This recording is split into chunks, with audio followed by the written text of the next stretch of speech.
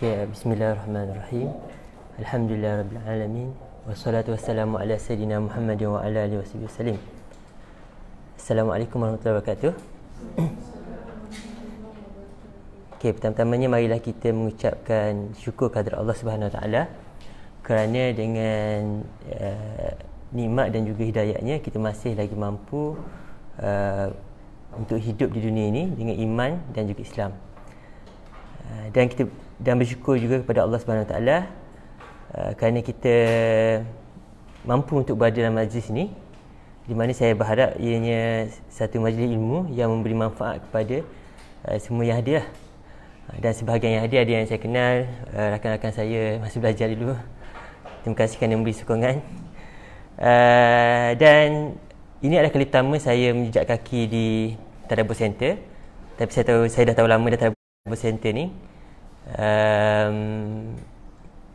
Cumanya oleh kerana saya tahu penyampai-penyampai Tadabbur Center bukan sebarangan orang, so mungkinlah janganlah expect saya akan bagi macam dia orang juga ke. Saya ni cuma baru habis belajar kan, sebab tu saya tulis buku pasal sekolah. Okay, jadi alhamdulillah hari ni saya datang ke Lembah Kelang ni. Sekarang ni saya bertugas di Universiti Sultan Zainab Abidin, UNIZA, sebagai pensyarah Fakulti Ekonomi dan Sains Pengurusan, dan saya bahagian kewangan Islam. Jadi saya datang ke sini hari Rabu, hari Khamis. Isteri saya telah menghantar dia punya tesis dia untuk PhD dia. Dan di kesempatan ni saya nak minta lah pada rakan-rakan supaya mendoakan agar urusan beliau dipermudahkan juga kan. Kan lama dah belajar ni, sakit dah kepala. Okey. Jadi secara ringkasnya tentang latar belakang saya, cuma saya nak bagi tahu lah, hari ni kita buat bedah buku kan. Buku ada dengan penganjur. Okey, jadi sedikit lah latar belakang saya. Boleh tengok gambar ni kan. Okey, dia segan pula tunjuk kan. Tapi inilah cara yang terbaik untuk terang kat orang siapa kita kan. Daripada pakai songkok, pakai kopiah, pakai necktie. Dia tengok dia punya evolusi tu macam mana kan. Jadi boleh dah tahu dah ustaz ni macam mana kan. Okey, jadi pada tahun 2006 saya melanjutkan pelajaran di Universiti Muqtah dalam bidang syariah. Jadi itu gambar pertama. Saya punya convocation ke. Tapi ni convocation olok-olok. Sebab untuk pelajar luar negara yang nak balik luar negara, sebab dia tak dapat CJ lagi. Jadi dia pun buat satu majlis khas untuk pelajar luar negara. Betul ke? Betul kan? Ke malu bagi tahu tak apa kan. Okey, tapi at least memang dah habis lah kan.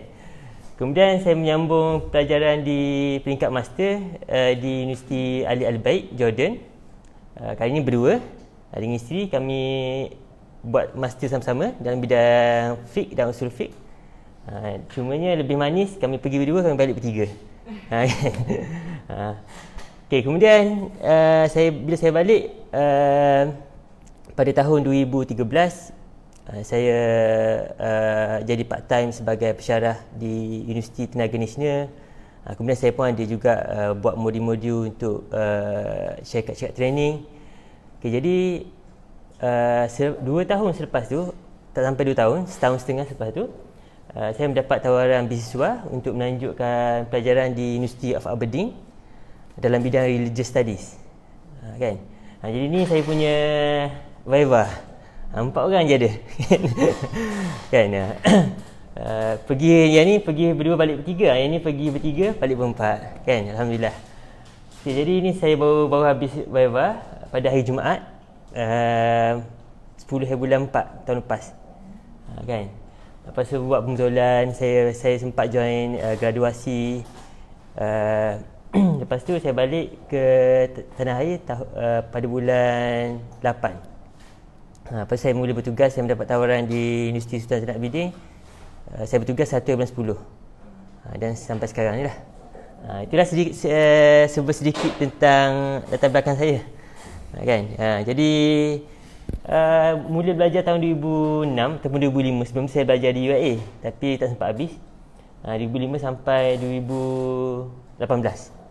Satu perjalanan yang tak tahulah orang akan tengok macam mana kan. Tapi akhir sekali dia menjadi belajar tu satu benda yang seronok. Sebab kita menganggap dia sebagai sebahagian kehidupan, bukannya dia sebagai satu cara untuk mencapai kehidupan. Itu adalah part of kehidupan. Sampai tahap sampai seronok belajar kan. Contohnya masa PhD, ramai rakan-rakan yang dalam keadaan stres, tapi saya enjoy je. Tapi yang enjoy ni yang dapat habis kurang daripada 3 tahun kan. Yang stres ni dapat 4 tahun, 5 tahun kan. Jadi rezeki lah kan, rezeki dan juga nasib kan. Kita katakan. Jadi menyebabkan habis je PhD saya tu cari peluang untuk postdoc. Tak puas belajar kan. Jadi seronok. Kan sebab kita kurang, yang jadi tak seronok ni sebab bimbang sangat pasal belajar. Kan. Tapi kalau kita agak belajar tu sebahagian hidup kita, mungkin 1/4 daripada hidup kita hidup secara normal kan.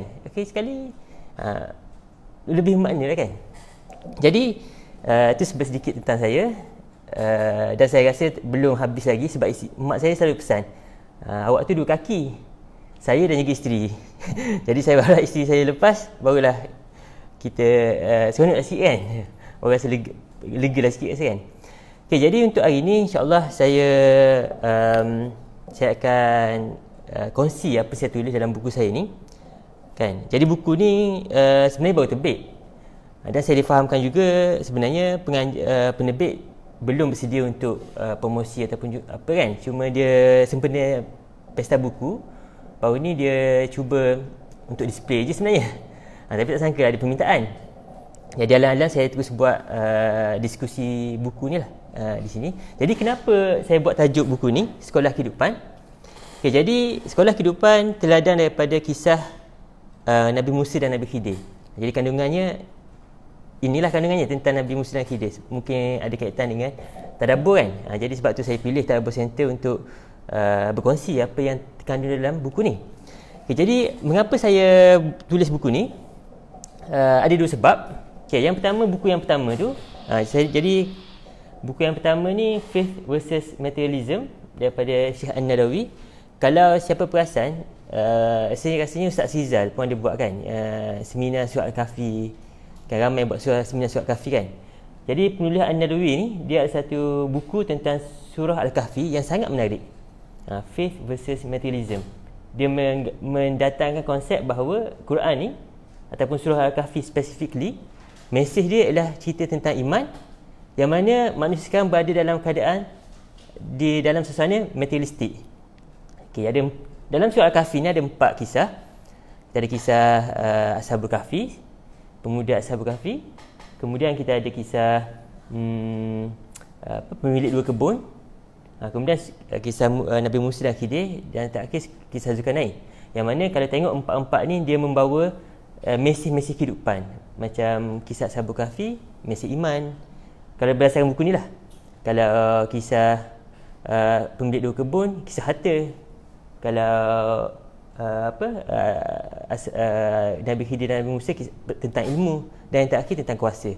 Jadi keempat-empat perkara ni boleh dilihat pada neraca iman, dan boleh dilihat juga pada neraca materialistik. Kan, kalau belajar, kalau kita melihat pada neraca materialistik, kita akan tengok sijil, position kan. Yang tu sampai terdesak nak dapatkan sijil palsu kan.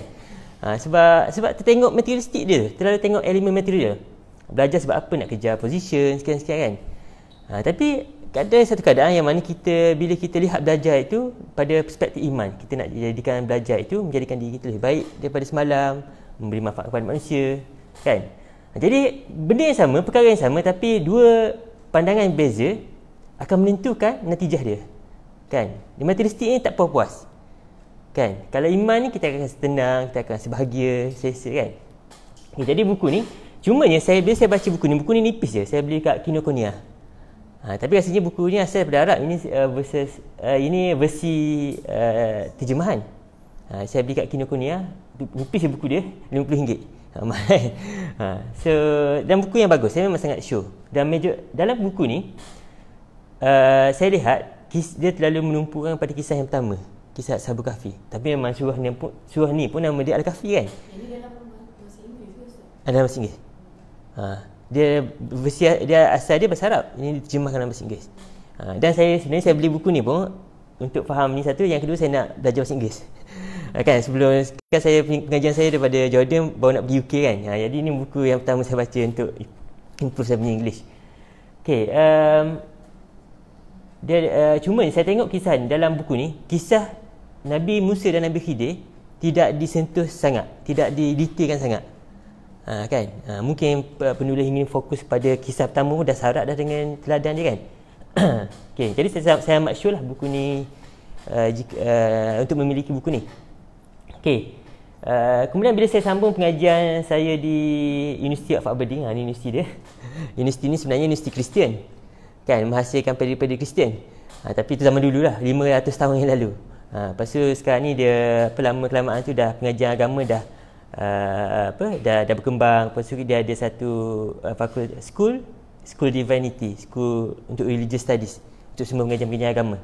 Dan saya di sini, saya bawah pengajian Islam lah. Kita ada 2 orang pensyarah kat sini, pensyarah Muslim kat sini yang menyeli saya. Okey, silap, pensyarah dalam bidang Islam, tak semesti Muslim. kena detail tu. Okey, jadi di sini saya buat berkenaan dengan Islamic banking apa semua kan. Jadi pada mula-mula saya masuk University of Aberdeen ni, kan, dia seronok kan, kita pun share lah dekat Facebook kan. Masa orang tengok macam pelik kita ni kan. Bukan belajar ni susah. Kenapa kita ni tunjuk benda-benda seronok? Memang lah, takkan nak tunjuk benda-benda susah kan. Lagilah stres orang. Orang dah lah baca media sosial tu setiap hari, baca berita macam-macam. Tu tambah pula dengan stres belajar kita kan. Jadi apa kata kita datang satu benda yang orang seronok kan, biar dapat balance sikit rakyat Malaysia ni supaya tak tertekan. Okey. Jadi orang pun nak tahulah macam mana boleh boleh lancar belajar ni kan. Jadi saya orang minta lah saya supaya kongsikan tip-tip belajar semua kan. Jadi saya kata ada dua yang mana nak. Kalau master saya sepatutnya 2 tahun jadi 3 tahun. PhD saya sepatutnya 3 tahun jadi 2 tahun. Nak tips yang mana satu kan? Dan dua-dua saya suka. Dua-dua bermakna bagi saya. Kan? Saya tak kata PhD saya lebih baik daripada master, saya tak kata master saya lebih baik daripada PhD. Dua-dua bermakna bagi saya. Sebab saya menghargai perjalanan belajar saya tu kan. Okay, jadi saya pun buatlah satu e-book untuk dikongsikan kepada kawan-kawan yang nak sambung belajar, yang sedang belajar kan. Tajuk dia Al-Anbiya Hukubah. Mengambil kata-kata Nabi Musa dalam kisah ini. Kata-kata dia yang mula, iaitu ataupun aku akan berjalan selama-lamanya, semata-mata untuk mencari Nabi Khidir. Kan, semata-mata nak cari Nabi Khidir, Nabi Musa ungkap kata-kata ni. Sama ada aku jumpa Nabi Khidir ataupun Al-Anbiya Hukubah, ataupun aku berjalan selama-lamanya untuk cari dia kan. Jadi saya buat e-book ni, e-book je bagi percuma je kat kawan-kawan. Jadi saya cerita kat sini apa teladan-teladan yang boleh kita ambil daripada kisah ni. Tapi ini cuma 1/4 daripada buku ni lah, yang depan-depan tu je kan. Jadi kita kongsi nak naikkan semangat kan, apa semua, betulkan matlamat apa semua. Dan angkatlah belajar tu sebahagian daripada kehidupan, bukannya satu benda yang berasingan, bukannya benda yang kita perlu jadi alien kan. Okey. Jadi saya buat ni, kemudian saya dapati bila saya lihat kisah ni secara keseluruhan, saya rasa ada baiknya kisah ni diterjemahkan ataupun dihasilkan dengan lebih keseluruhan lah kan. Sebab di sana dia bukannya teladan untuk orang yang untuk belajar je, tapi dia ada banyak teladan untuk kehidupan kan, teladan kehidupan kan. Ilmu yang Nabi Khidir ajar, kita akan tengok depan ni, bukannya tentang masuk dalam gua, lepas tu ilmu ni khas untuk kau seorang je Musa kan, kalau kita baca kisah ni. Tapi ilmu yang turun ke bawah, jumpa dengan pemilik perahu, lepas tu pergi ke main, tengok budak-budak main kan, lepas tu pergi ke masuk kampung. Maksudnya benda kehidupan. Subjek yang dia ajar tu bukannya subjek tentang benda-benda pelik kan, benda-benda ketuhanan, benda-benda yang ilmu ladunia ke apa kan. Dia adalah ilmu tentang kehidupan kan, yang mana semua orang melaluinya. Dan ada alangkah baiknya kalau kita mengambil teladan daripada kisah ni untuk kita layari kehidupan kita seperti mana yang diajar dalam kisah ni kan. Okey. Jadi seterusnya kisah ni kalau kita tengok, ianya bermula apabila Nabi Musa sedang berkhutbah kan, berkhutbah. Kemudian ini tak disebut dalam Quran, tapi disebut dalam hadis kan. Sebab Quran dia mula terus dengan Nabi Musa nak cari Nabi Khidir, tapi Nabi dalam hadis ada sebut macam mana, kenapa Nabi Musa nak beria sangat nak cari Nabi Khidir ni. Ada sebut kisah ni, iaitu bila Nabi Musa AS sedang berkhutbah di hadapan Bani Israel, kan. Kemudian habis berkhutbah tu, seorang Bani Israel tanya, ada tak orang lagi, siapa yang lagi ada tak orang lebih alim daripada kamu, kan. Jadi Nabi Musa sebut tidak, kan. Tapi kalau kita berada di posisi Nabi Musa, kan, wahyu tak turun masa tu, kalau kita kata ya, apa yang berlaku? Dalam Bani Israel ni perangai dia memang degil, kan, suka cari helah Nabi, kan. Mesti ada kata, buat apa kami nak ikut kamu, baik kami cari yang orang lebih tahu tu, kan. Jadi mungkinlah kita kata ijtihad ataupun pendekatan Nabi Musa masa tu untuk selesaikan dengan perangai Bani Israel ni. Sebab kalau kita tengok perangai Bani Israel ni macam-macam, contohnya dalam kisah sapi betina, lembu betina tu, kan, bila Allah suruh sembelih, tanya lagi, kan. Bila Nabi Musa pergi munajat sikit, dah buat Tuhan baru dah, kan. Jadi pelik-pelik perangai Bani Israel ni. Sebab itulah satu teladan yang Dr. Salah Abdul Fattah Al-Khalidi sebut, kan, dalam memahami realiti sekarang ni, memang Israel ni dia tak faham bahasa nego, bahasa rundingan dia tak faham. Bani Israel, orang Israel sekarang, negara Israel sekarang ni, so tak payah nak pergi runding dia orang, kan. Macam sebab perangai dia macam ni, dia pusing situ, pusing sini, kan. Ni teladan zaman moden lah yang kita ambil, yang perlu ambil. Jadi sebab itulah kadang-kadang di Palestin tu memang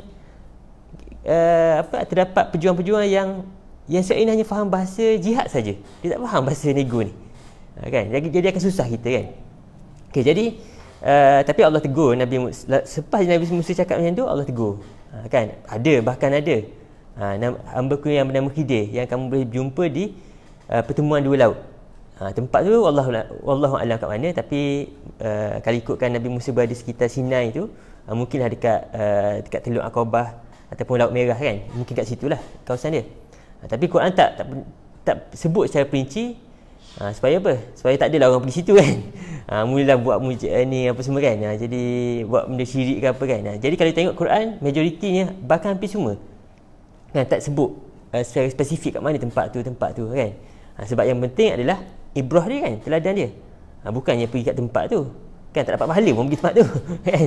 Sekadar nak selfie, nak apa, kan. Tapi yang dapat pahalanya ialah kita ambil teladan, kan, daripada kisah-kisah tu. Okay, jadi sini satu perkara yang kita tengok, kan. Pelik tak kisah ni, kan. Sepatutnya kisah ilmu ni, kisahnya ialah orang yang tak tahu nak jadi tahu tak? Betul tak? Macam tu kisah dia sepatutnya, kan. Orang tak tahu, lepas tu perjalanan dia cari ilmu, akhirnya dia jadi tahu. Tapi kisah Nabi Musa ni terbalik. Nabi Musa tahu, dia rasa dia tahu, akhirnya berakhir dengan macam mana? Dia tak tahu, kan. Tapi kenapa Quran datangkan dengan pendekatan cerita yang begini? Antara sebabnya hikmahnya, dan kadang-kadang kita sebab ni proses cari hikmah dalam Quran ni, proses yang mana proses penghayatan ni kadang-kadang kita boleh fikir je sebenarnya. Kita fikir, kita kaitkan dengan kehidupan, kan. Itu panggil proses tadabbur, kan. Maksudnya tadabbur ni bukan ulama-ulama je buat, tapi kita semua kena buat tadabbur, iaitu ambil teladan dari Quran, kan. Mungkinlah daripada kisah ni kita tengok sebenarnya kita tak ada masalah dengan orang tak tahu, tapi kita akan ada masalah dengan orang yang tahu, yang rasa dia tahu. Betul tak? Media sosial, masalah kita ialah kita berhadapan dengan orang yang rasa dia tahu semua benda nak ulah, kan. Even di hadapan di sini, kan, contoh saya sebagai penceramah, takutlah saya kalau saya rasa saya paling tahu. Tapi kalau nampak saya ni sekali tak tahu, saya tahu, itu sama kan. Paling kurang saya tak tahu, tak apalah, kita cari jawapan. Tapi kalau saya asyik tahu je, dalam tahu tu adalah nak selamatkan diri tak? Contohnya, kan. Jadi penyakit kita sekarang ni adalah penyakit, keadaan yang paling bahaya adalah penyakit yang orang rasa dia paling tahu ataupun dia tahu, kan. Sebab itulah kadang-kadang dalam agama kita diajar supaya sebut wallahu alam, kan, Allah lebih tahu, supaya kita sebenarnya janganlah letak posisi kita ni paling tahu, bahaya, kan. Kalau belajar tak habis lagi dah tunjuk rasa tahu dah, jadi dia boleh membawa mudarat kepada orang lain, kan. Jadi itu mungkin teladan di kat sini. Dan seterusnya juga kita boleh tengok sebenarnya diam adalah pilihan dalam Islam, kan. Ramai orang kata tak boleh diam ni ulama-ulama ni, kan, tak boleh diam ulama-ulama ni, nanti menyembunyikan ilmu. bukan isu menyembunyikan ilmu, tapi kita perlu satu pendekatan yang tepat untuk sampaikan sesuatu. Kan? Sebab itulah saya sebut juga dalam buku ni tentang diam itu satu pilihan. Ya, benar. Kalau benda Imam Ahmad ada sebut satu kata-kata yang dia yang menarik, iaitu kalaulah orang alim diam, bila kebenaran nak muncul. Tapi situ ialah kebenaran. Sekarang ni terlalu banyak benda yang hitam putih, grey area, kelabu. Yang Imam Ahmad sebut tu adalah bila pemerintah kata Quran tu makhluk. Itu memang jelas Quran tu bukan makhluk. So masa ni ulama kena tunjuk kebenaran lah. Tapi kalau hari ni tak ada benda yang hitam putih, keliru. Semua orang keliru. Kita mungkin tahu ilmu, tapi isu tak faham macam mana nak ulas.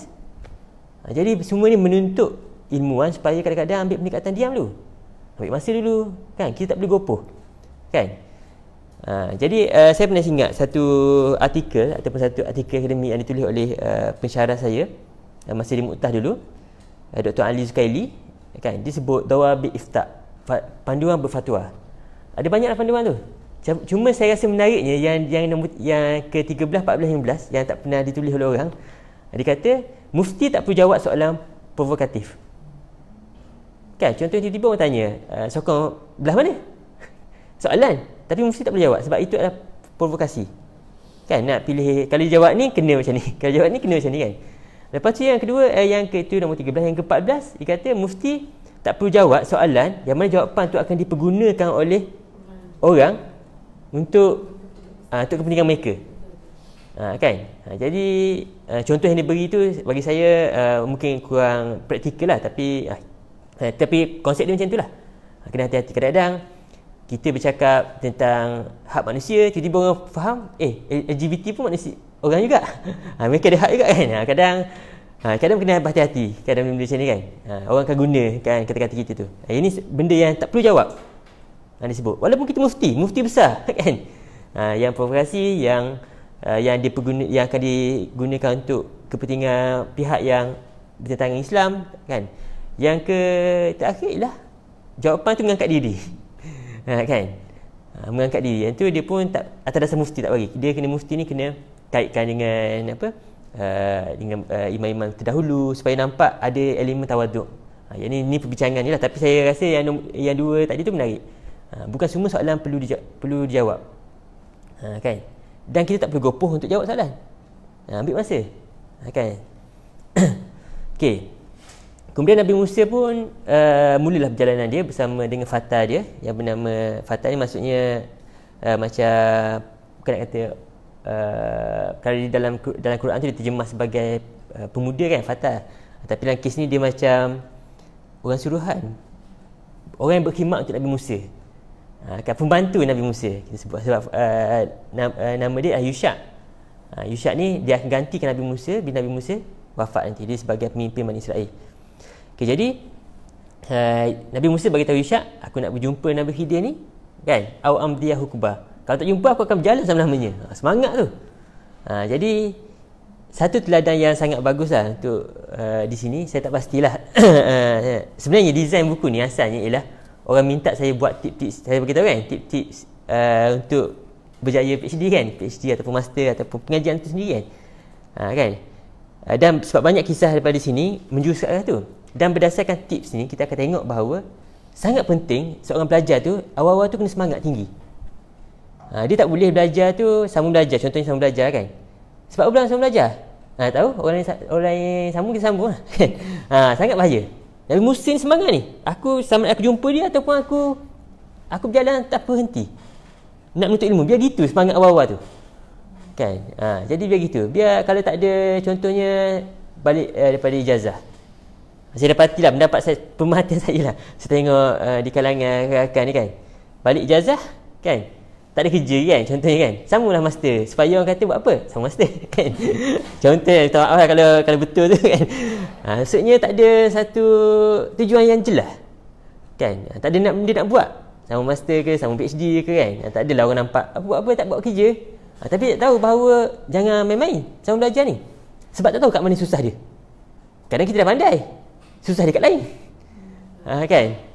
Kadang-kadang sebab tu kalau perasan, kalau saya tengok kawan-kawan yang habis belajar ni, kadang bukan cemerlang pun masa sekolah dulu ijazah tu kan. Tapi inilah masa satu kita sebut rezeki lah kan. Tapi poin dia awal-awal kena semangat. Kan, macam Nabi Musa tu. Saya ada seorang kawan lah, saya jumpa dia masa Scotland, dia ni pusing satu dunia. Nama dia Wan apa. Tapi kalau di Facebook dia ada Jerung VR, kalau siapa pernah tengok kan. Dia suka cerita pasal Jepun. Dia kerja dia berjalan satu dunia. Tiba-tiba jumpa saya kat Scotland dengan beg tersesat. Jadi saya ingat dia punya kata-kata lah. Dia kata nak cari life lah kan, nak jalan ni satu dunia kan. Bawa beg, lepas tu itulah bekerja, lepas tu nak beli basikal, kaya basikal, sampai kat Scotland daripada Malaysia. Lepas tu dia kata kat saya, hidup ni semangat kena setinggi bukit, setinggi gunung, supaya kau jatuh atas pokok. Kan? Jadi kita boleh nampak sini lah, biar nak belajar tu biar tinggi semangat ni. Supaya sempatlah 3 tahun tu dikurang-kurang sampai habis lah, dah berjaya kan.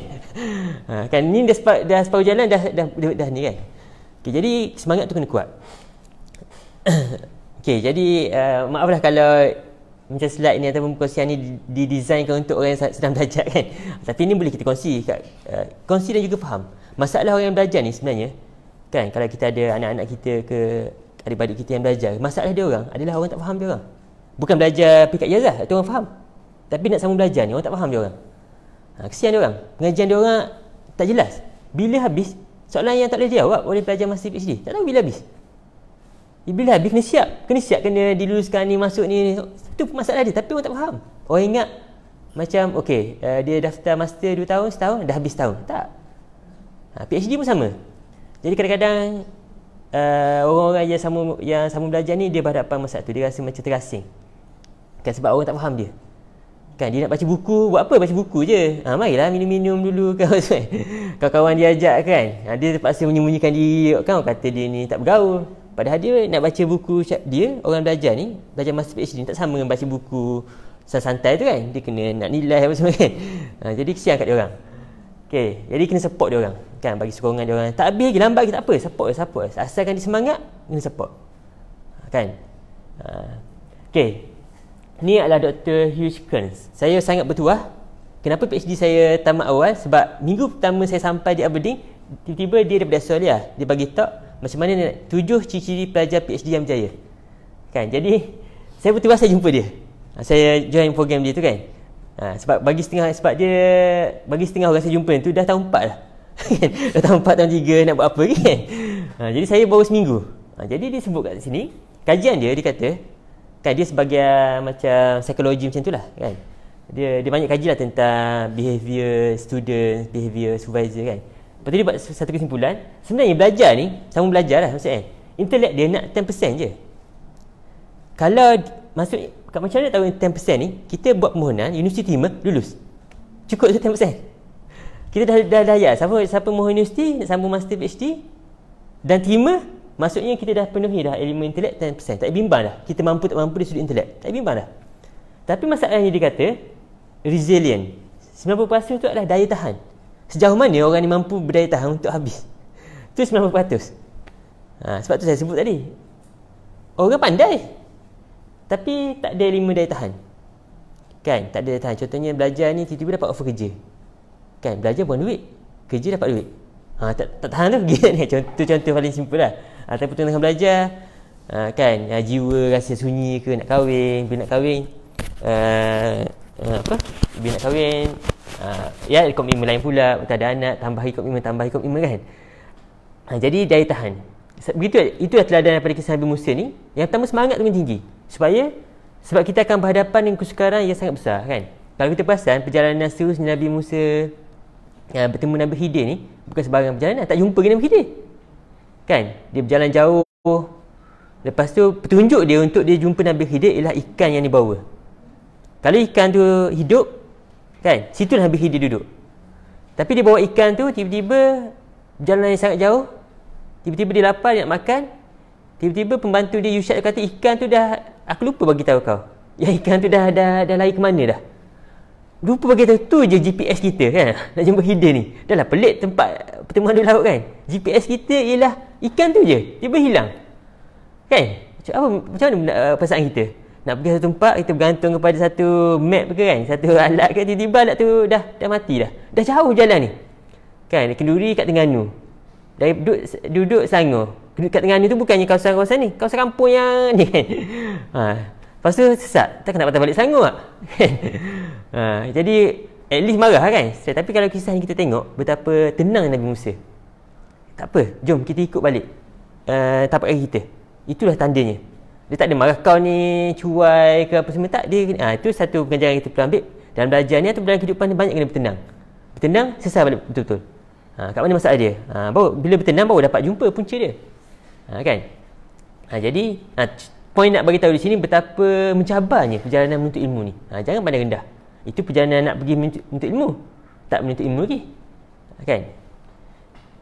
Okey, seterusnya kalau kita tengok dalam kisah ni juga saya bawakan juga ialah masalah kita ialah cabaran abad ke-21. Kan? Bila disebut abad ke-21 ni muncul satu revolusi dalam kehidupan manusia ni. Kan kita dah ada revolusi pertanian, revolusi industri. Sekarang ni revolusi memang industri keempat kan, tapi sebenarnya lebih merujuk kepada revolusi internet. Kan, revolusi internet. Jadi apa kesan besar dia revolusi internet ni? Ni kalau zaman dulu tahun 12,000 before Masihi, 12,000 sebelum, sehingga 2003 kan, 12,000 before Masihi ni sehingga 2003, yang maknanya campur lah kan, dalam lebih kurang 14,000 tahun, 14,000 tahun lebih kan, 14,000 tahun. Data ni, orang kumpul data, kumpul maklumat ni, zaman sekarang ni 2 hari je kan. Jumlah ilmu, jumlah data lah, bukan ilmu lah kan, data pada mana orang menulis, orang ni apa semua kan, 14,000 tahun yang lalu sebelum sampai 2003 ni. Sekarang ni data tu boleh dapat 2 hari je kan. Dah Facebook berapa banyak orang update status, YouTube berapa ramai yang upload kan. Lepas tu apa lagi, Instagram. Saya pun belajar Instagram sehingga nak murid. Sebab tanya anak murid, ada Facebook tak? Tak ada. Kita orang dah pakai Instagram lah. Punya saya zaman Facebook kan. Nampak zaman dah ni kan, dah lain kan. Lepas tu apa lagi, email hantar kan. Jadi data dah terlalu banyak kan. Ni 2 hari bersamaan dengan 14,000 tahun yang lalu. Dan sekarang ni 2023 lah. Kalau kita kira sampai sekarang ni terlalu banyak maklumat sampai orang tak membaca buku kan. Kan sampai buku pupus, industri buku merudum sebab orang fikir internet kan, internet is everything kan. Sebab apa nak beli buku? WhatsApp, pagi-pagi bangun tidur tengok WhatsApp masuk kan, grup ada 10 orang share dalam 5 orang, share pula panjang-panjang. Baca kadang tak sempat, tak baca pun, share pula grup lain. Lepas tu dah data di mana kan, macam tengok macam dah alim benar lah kita ni kalau membaca banyak itu kan. Tapi tak sama je lah. Bahkan lagi teruk je. Zaman dulu ulama dulu baca 2 kitab je, 2 kitab nipis, kitab Jawi lah. Tapi boleh menaikkan semangat orang lawan menjajah apa semua kan. Kita sekarang ni dah banyak mana dah baca kan, tapi tak ada apa yang boleh mengubah diri kita pun, tak boleh ubah kan. Okay. Jadi kesan buruk dia ialah manusia dia memang semakin tahu tapi dia tak faham kan. Dia tak faham apa yang dia tahu banyak tapi dia tak faham pasal apa tu kan. Jadi dia tak faham sebab apa? Sebab dia tak ada elemen nak hadam kan. Dia dapat satu benda, dia fikir dia nak viral je kerja kan, viral je kerja. Kalau saya punya Facebook tak ada share kan, alah bosan rasa. Sikit-sikit orang tanya mana butang share, mana butang share kan. Jadi orang nak viral je kerja. Apa dengan viral tu bila selesai ke masalah kan, ataupun sebab maksudnya bukan itu sebenarnya kan. Yang pertama dia ada step ilmu ni kan. Okay, jadi zaman sekarang ni sebab mudah sangat nak dapat sesuatu, mudah sangat untuk sebarkan sesuatu, jadi orang tak fikir dah ilmu faham kan. Tak semestinya tahu tu dia faham kan.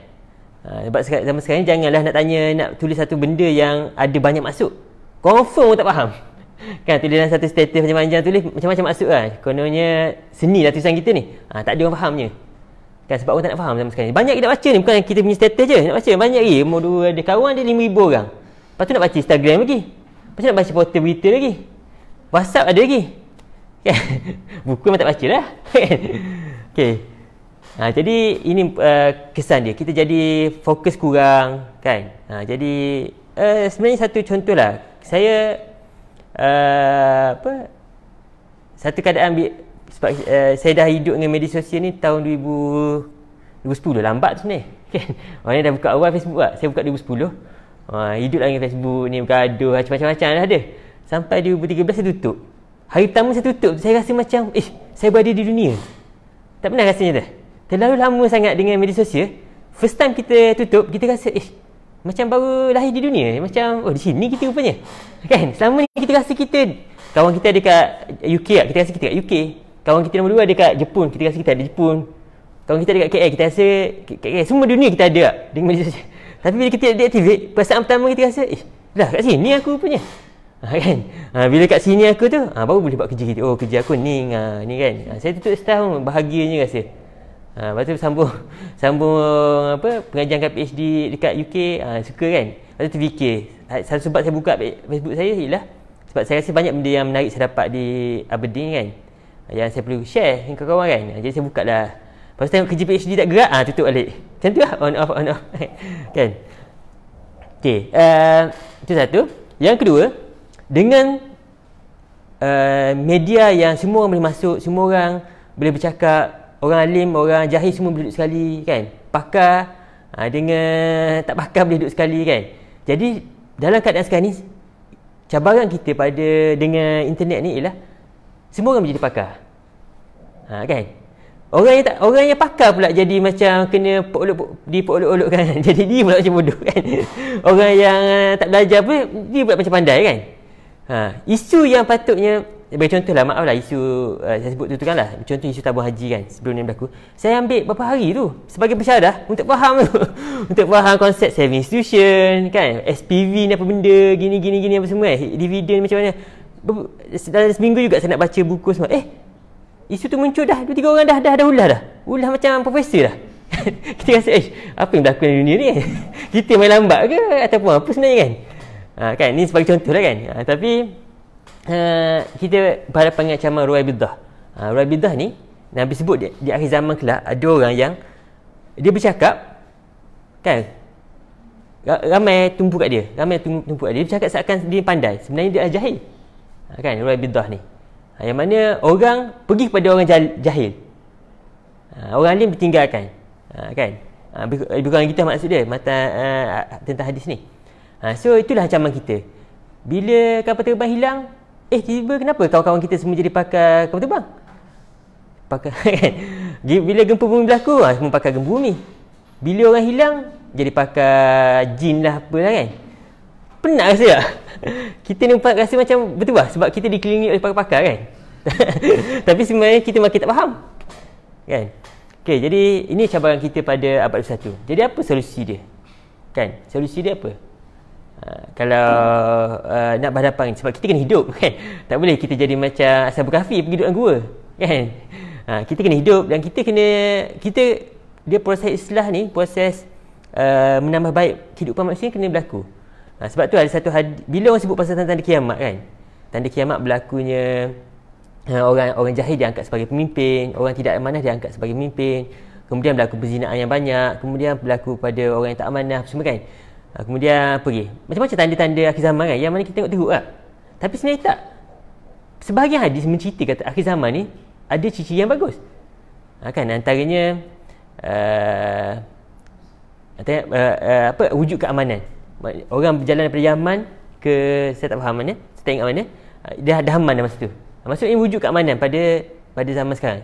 Sebagai contoh lah, kita kan sekarang ni kalau ikut perempuan nak travel pergi mana-mana kan, naik flight selamat je kan, insya-Allah kan. Zaman dulu tak boleh macam ni kan, kena tahan di apa kan semua kan. Jadi di akhir zaman ni ada benda negatif, ada benda positif kan, bukannya semua negatif je kan. Nanti kita check balik hadis-hadis yang cerita tentang positif ni. Even satu hadis yang menarik kan daripada Imam Ahmad, kalaulah Nabi sebut, kalaulah matahari di tangan kamu ada biji kan, biji benih kan, dan matahari terbit belah barat kan, belah barat, tanam benih tu kan. Maksudnya apa? Dah dunia kiamat ni, kenapa nak suruh tanam ni? Ini dunia nak tunggu pokok tu tumbuh kan, buah apa. Tapi Nabi ajar jangan putus asa. Itu bab dunia, maksudnya dunia bab pokok ni kan, tanam pokok nanti buah kan, dah nak kiamat ni kan. Bab agama lagi lah perlu kita jangan putus asa kan. Manusia teruk zaman sekarang, islah kan. keadaan tak berapa bagus, kita kena islah. Media sosial makin teruk, islah kan.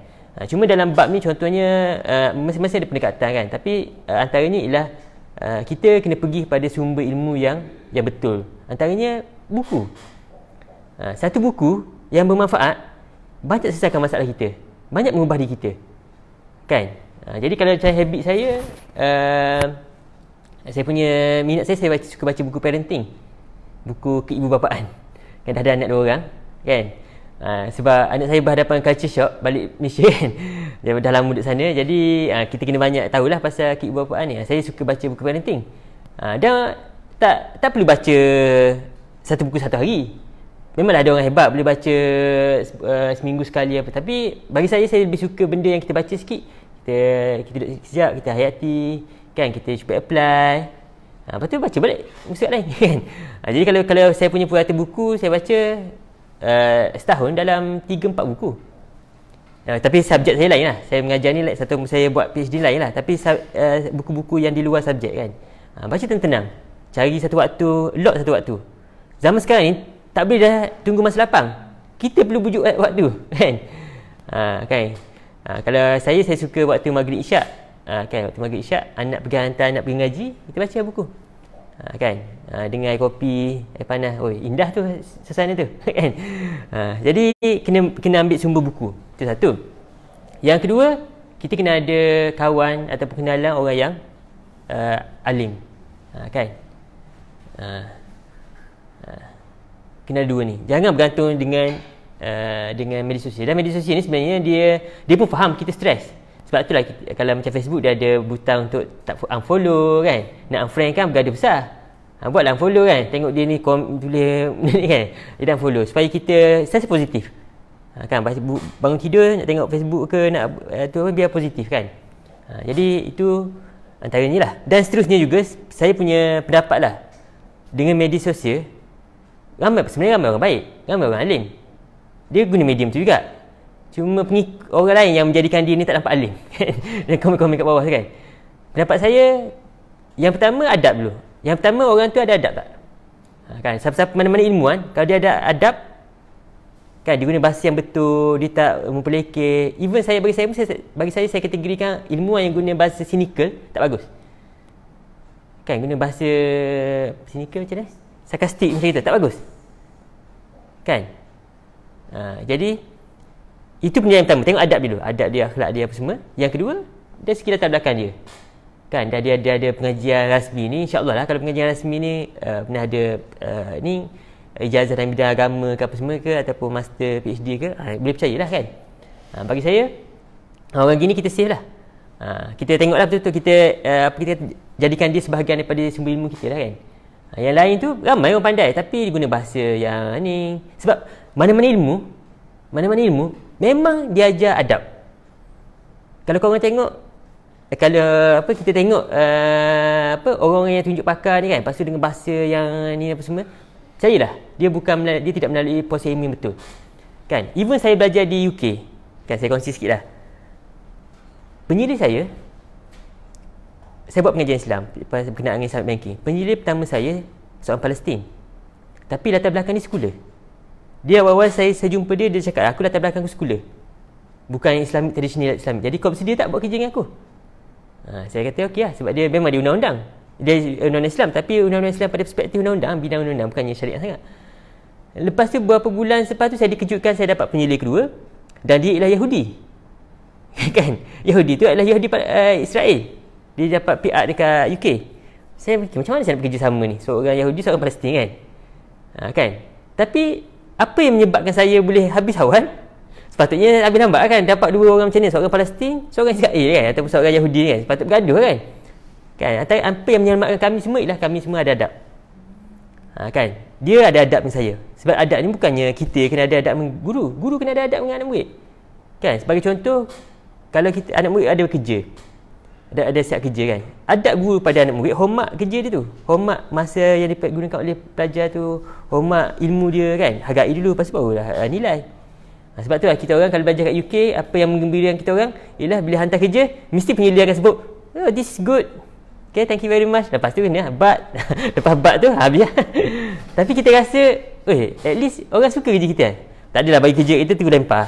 Kadang ada, kadang tengah tempat pengajian yang di negara Muslim ni, kerja bagi lempar, tak baca pun apa semua, tak ada rasa hargai kan. Kan? Jadi apa sebut, adab menyelamatkan ilmu walaupun kita berbeza latar belakang. Ni berbeza agama ni semua ni. Kan?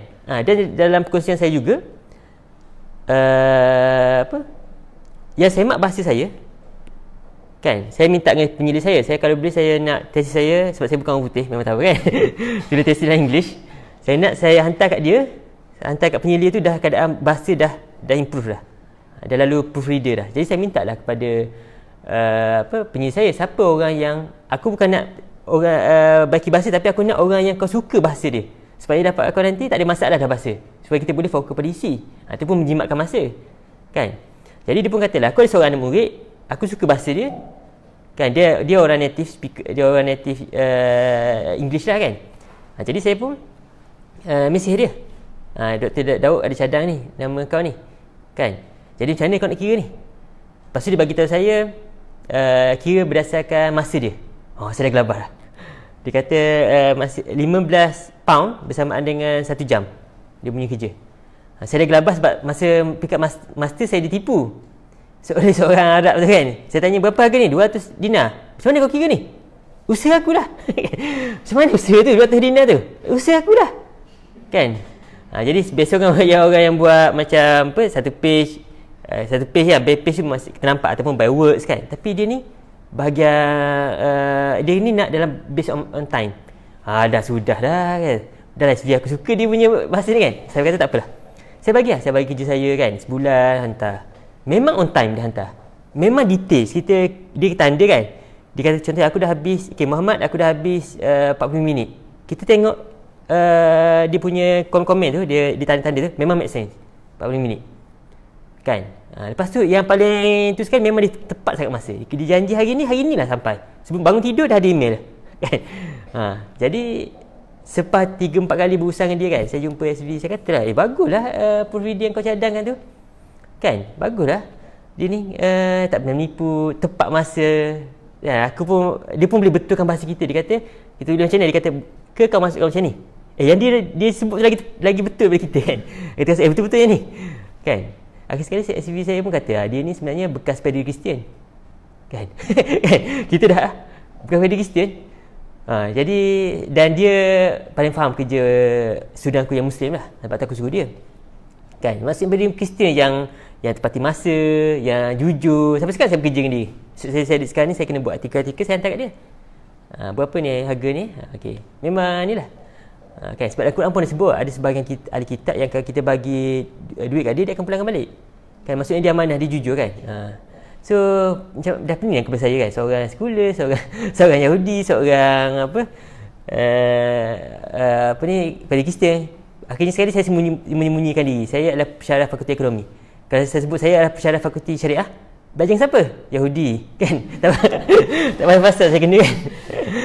Jadi tapi satu benda yang baru, dia orang tak pernah usik saya punya ni. Dia orang melayan saya sebagai saya adalah pakar dalam bidang saya. Kan?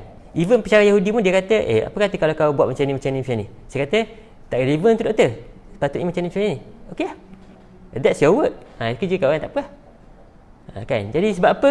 Apa yang mengikat kami semua walaupun latar belakang kami sangat beza kan. Sekular Yahudi dengan pada Kristian kan. Seorang Muslim kan.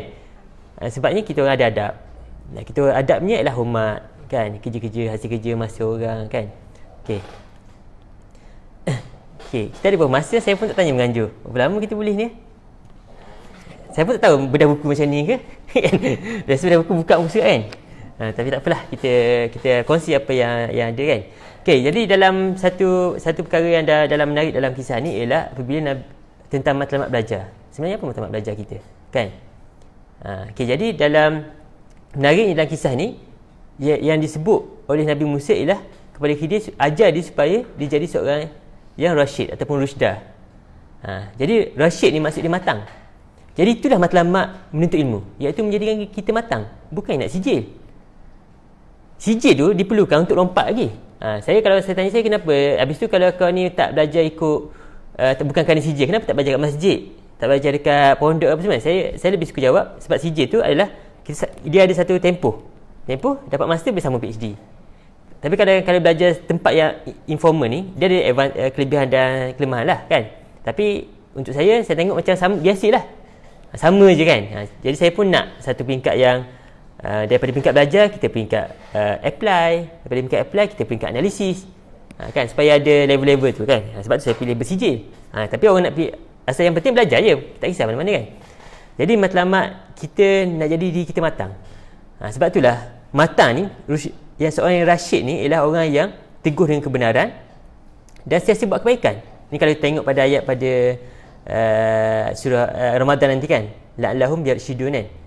Semoga-moga mereka menjadi baik dan juga baik dan juga benar kan. Jadi kadang-kadang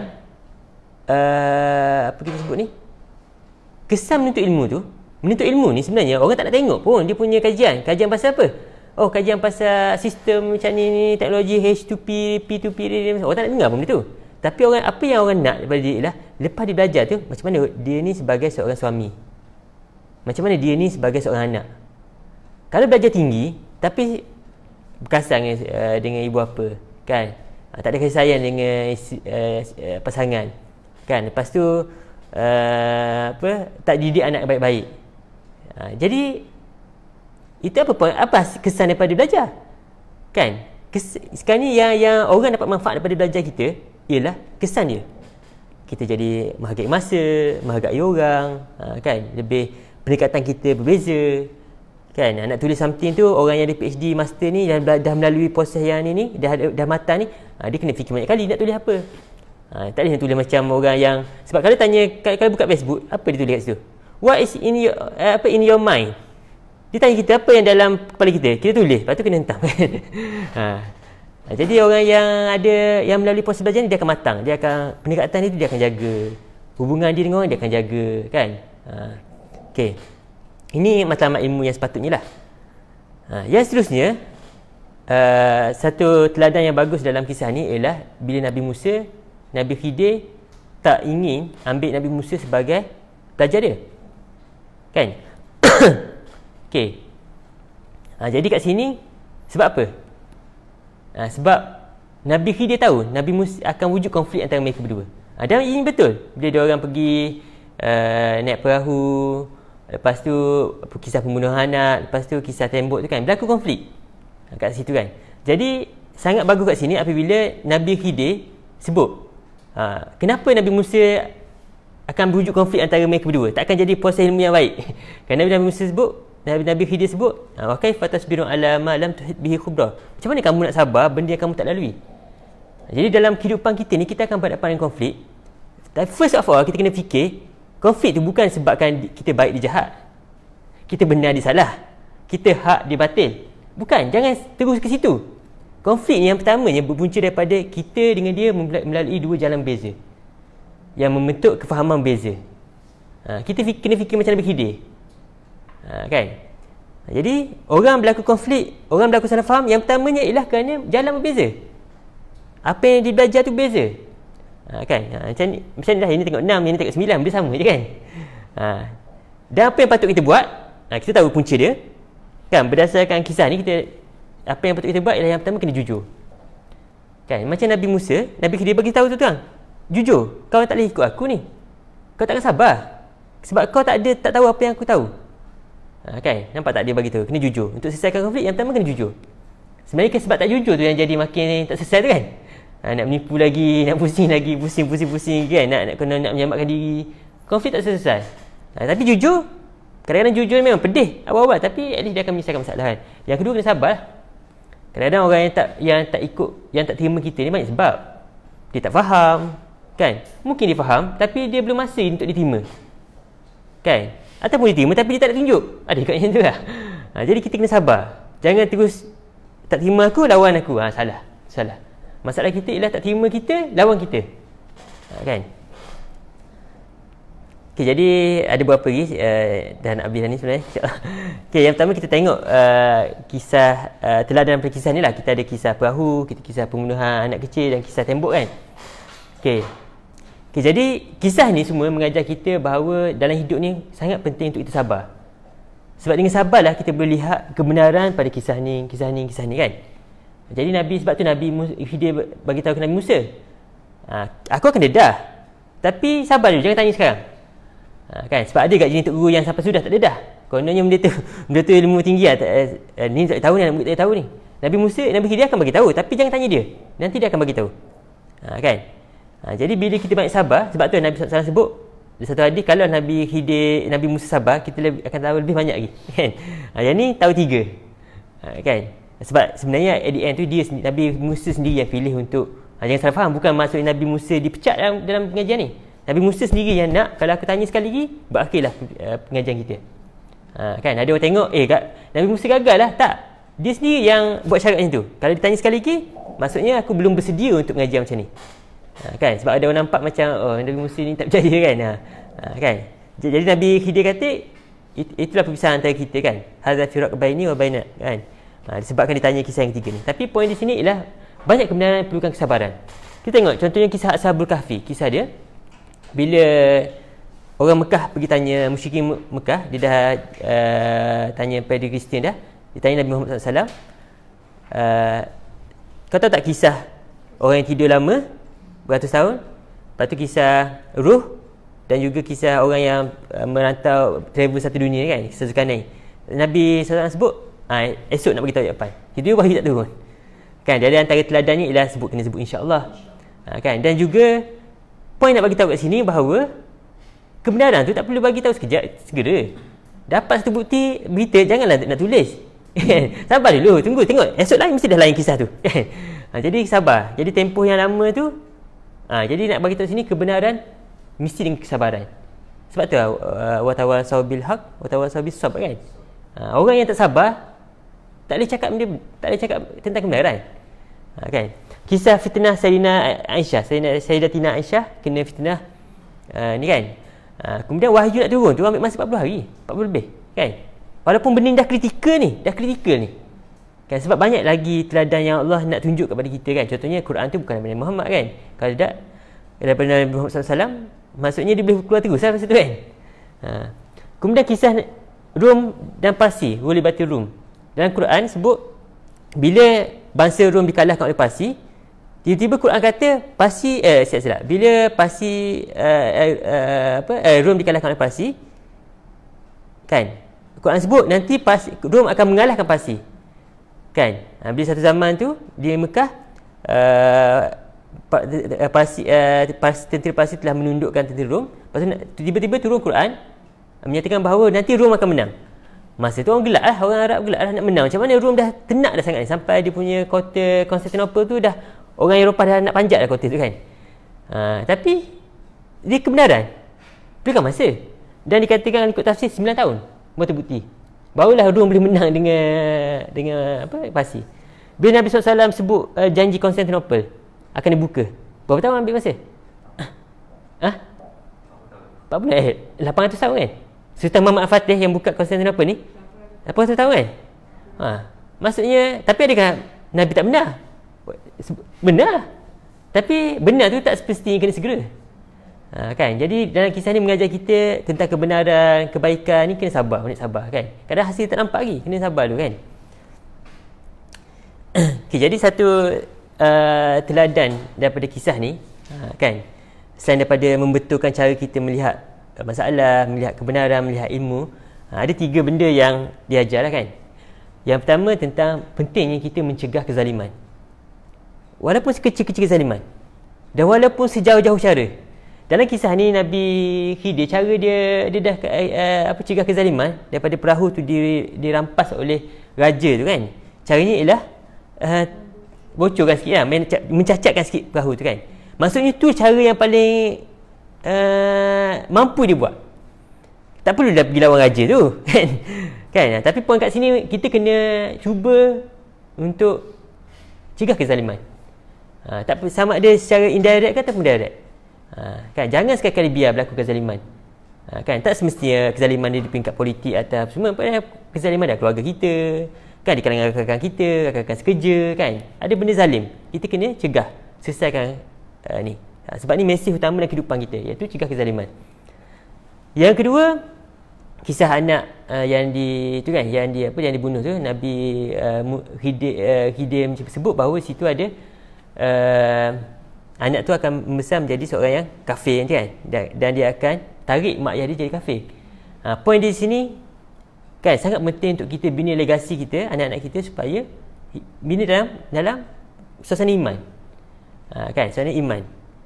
Sebab walaupun Nabi Musa, Nabi Khidir sebut, walaupun si ayah dan si ibu tu sedih dengan kehilangan anak, tapi dia akan lagi sedih kalau tahu anak dia hidup tapi kafir kan. Jadi sangat, dan bila peristiwa itu berlaku, rupa-rupanya kalau ikut tafsir, ibu si anak tu dah mengandung anak lain dah sebenarnya. Dia kata anak tu adalah seorang nabi. Kan. Jadi pentingnya membina legasi kita, anak-anak kita dengan suasana iman kan. Kemudian yang terakhir, dalam peristiwa ini saya rasa penting juga poin dia, peristiwa yang tembok runtuh kan. Lepas tu Nabi Khidir baiki kan. Kan sepatutnya kalau ikut kan, dia orang adalah penat bermusafir. Tiba-tiba datang satu kampung, seluruh penduduk kampung sangat kita kata melayan dengan sangat teruk kan. Tak jamu dia orang kan. Sedangkan dia orang musafir, teruk sangat ni satu kampung ni. Tapi kalau kita pun, kalau orang datang kita nak makan, kita nak buka pintu. Takut tak? Kan? Macam sama kisah kita dengan ni kan. Okay, tapi dia sebab apa kita kata, ialah banyak faktor kena ambil kira kan. Tapi ni kes ni satu kampung tak bagi. Kita mungkinlah ada seorang yang tak je masuk, tapi boleh bagi makanan kat luar kan, makan kat lain kan. Bukan yang tutup pintu tu semua kan. Ataupun mungkin rumah pertama tutup pintu, rumah kedua baik sikit kan. Ni satu kampung ni memang dah korup kan. Macam mana dia orang boleh hidup sama-sama kedekut kan. Sebab orang kedekut ni dengan yang dia punya dia tak nak kongsi, tapi yang orang dia nak kan. Itu pun yang kedekut. Okay, jadi tiba dah habis jauh, dah penat apa semua, tiba-tiba jumpa satu tembok, satu binaan yang runtuh. Tiba-tiba Nabi Khidir nak buat baik, pergi tolong buat kerja untuk tolong masyarakat kampung tu kan. Peliklah Nabi Musa kan, paling kurang dilayan macam tu kan, tinggal je lah kampung tu. Ni maksudnya buat jahat dibalas baik kan. Tapi Nabi Khidir konsisten, benda tu adalah benda baik, kena buat. Sebab apa? Sebab bila kita buat benda baik, bukan kita nak, sekarang ni bila kita buat baik, kebaikan kita tu ada yang mengatur pergi kepada yang selayaknya. Kita jangan fikir kita buat baik untuk orang tu. Sebab yang mengatur kebaikan kita tu pergi ke mana-mana ialah Allah. Kan bila Nabi Khidir baiki balik, rupanya Nabi Khidir sebut itu bawah tu ada harta untuk si anak yatim. Maksud Nabi Khidir buat kebaikan yang mana untuk jaga harta anak yatim tu. Kan? Jadi kadang-kadang kita ni sebagai contohlah, Tuan cakap lah kan, bila saya duduk dekat negara barat kan, ataupun Scotland spesifiknya, sangat banyak benda-benda yang baik lah di kalangan masyarakat kan, cara memandu, cara kita, macam-macam lah benda baik. Bila balik Malaysia, ada banyak benda yang kita tak boleh amalkan kan. Umpamanya kalau di sana sangat, kalau kita buka pintu, memang sangat jadi satu budaya untuk kita tahan pintu tu untuk orang belakang datang. Faham tak? Jadi orang belakang akan ucap terima kasih lah. Itu memang siapa tak buat tu sangat-sangat pelik. Kan? Lepas tu ucap terlanggar sikit, ucap maaf, apa-apa bagi ucap terima kasih. Itu memang satu benda sangat jadi adab betul lah kan. Tapi bila nak buat balik benda tu semua kat Malaysia, ada cabaran dia. Contohnya kalau saya buka satu pintu, orang masuk, orang kedua masuk, orang ketiga masuk, orang keempat masuk, anggaplah saya ni macam jaga kan. Kalau nak memandu, nak bagi laluan kat orang pun masuk lagi, tak ada apa kan. Jadi kita kena, tapi poin dia kat sini, itu benda yang kita kena adapt lah kan dalam ni kan. Tapi ada banyak benda baik yang kita dah ada kebaikan tu, tapi kita berada satu kelompok ataupun masyarakat ataupun sekeliling yang kurang baik, tak semestinya kita jadi kurang baik. Sebab apa klaim banyak sangat? Orang atas klaim banyak. Kenapa dia korup, kita pun jadi korup? Kan? Kita buat baik, jangan rasa rugi walaupun dalam suasana yang korup, dalam suasana yang teruk. Sebab Allah yang akan aturkan kita punya kebaikan tu nak menghala ke mana. So kena konsisten dengan kebaikan. Okey, jadi yang terakhir dalam kisah ni, sebenarnya satu mesej yang sangat menarik yang sebenarnya benda ni tak ada dalam Al-Quran tapi disebut dalam hadis. Okey, Nabi Musa AS bila dia naik perahu dengan Nabi Khidir, kan, Nabi Khidir sebut kat Nabi Musa, sebelum ni belum dibocorkan lagi, kan, dia sebut kat Nabi Musa, cuba tengok burung kat perahu kita tu, kan, burung tu dia minum air sungai tu, air sungai kat tepi laut tu, kan. Lepas tu Nabi Musa dan Nabi Khidir dengan Nabi Khidir bagi tahu Nabi Musa, ilmu kita berdua, kan, ibarat air dalam paruh burung tu dibandingkan dengan laut tu adalah ilmu Tuhan. Kan? Pada sini kita nampak betapa Nabi Khidir ni dia ajar kita dan ilmu pun kait dengan Tuhan. Itu satulah. Yang kedua, kita tengok kat sini, walaupun Nabi Khidir ni Allah sebut dia lagi alim daripada Nabi Musa, tapi dia punya sifat tawaduk tu, ilmu kita berdua sama je, macam air dalam paruh tu. Nak banding dengan ilmu Allah. Kita kalau orang kata apa, dia pandai tu, nak bagi tahu semua orang bahawa kita pandai, kan. Tapi Nabi Khidir ni walaupun Allah bagi tahu dia ni adalah lebih halim, kan, tapi dia masih lagi rendah diri. Kita ni sama je sebenarnya, kan.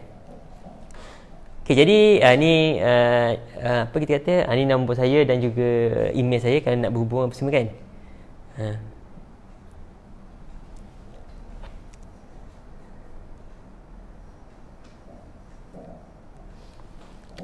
Okey, ada soalan setakat ni?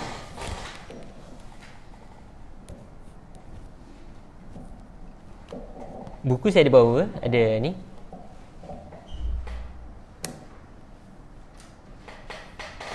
Okey, ada soalan setakat ni? Ada soalan?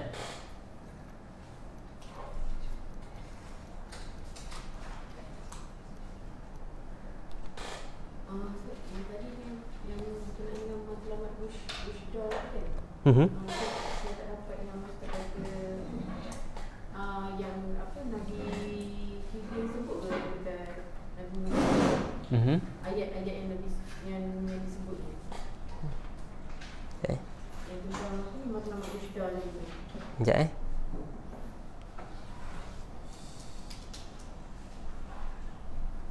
Al-Kahfi. Okay, tengok kalau ada bawa Quran, kan.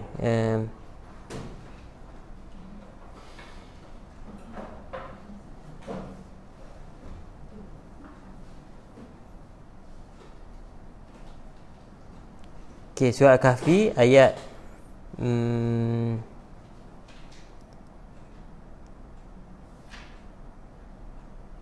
ada 66.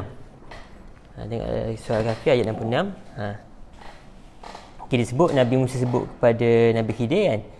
Qala lahu Musa, Nabi Musa berkata kepada Nabi Musa berkata kepada Nabi Khidir, hal attabi'uka ala an tu'allimani mimma 'allimta rusyda, kan. Nabi Musa kata, boleh tak aku ikut kamu supaya agar kamu dapat ajarkan kepada aku tentang apa yang telah diajarkan kepada kamu, agar aku menjadi seorang yang rusyda ataupun rasyid.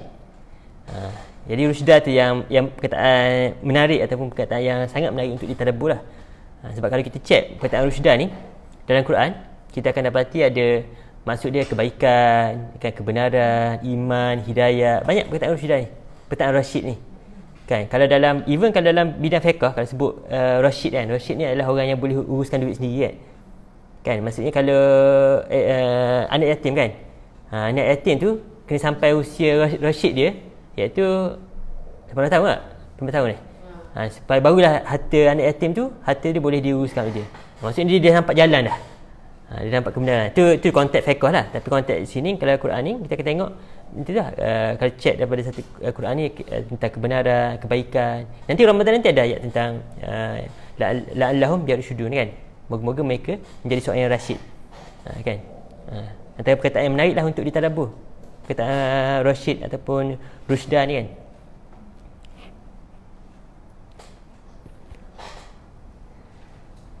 Okay, ada persoalan lagi?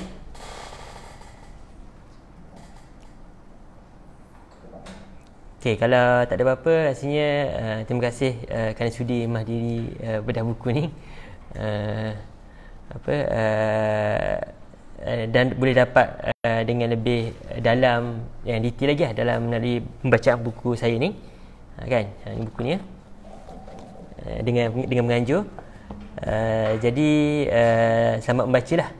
Dan insyaAllah bila kadang-kadang penyampaian ni sekadar yang kasarnya kan, dan ada banyak benda yang saya tak dapat kongsikan. Jadi boleh baca buku tu, dan moga-moga buku ni bukan sekadar panduan kita untuk walaupun didesainkan asalnya untuk belajar kan, tapi harap dia didesainkan juga untuk kita dapat manfaat dalam melayari kehidupan kan. Okey. Jadi apa yang baik itu datang daripada Allah Subhanahu Taala, apa yang lemah itu datang daripada kelemahan saya sendiri. Kerana kedua-duanya datang daripada Allah Subhanahu Taala. Jadi wabillahi taufiq. Assalamualaikum warahmatullahi wabarakatuh.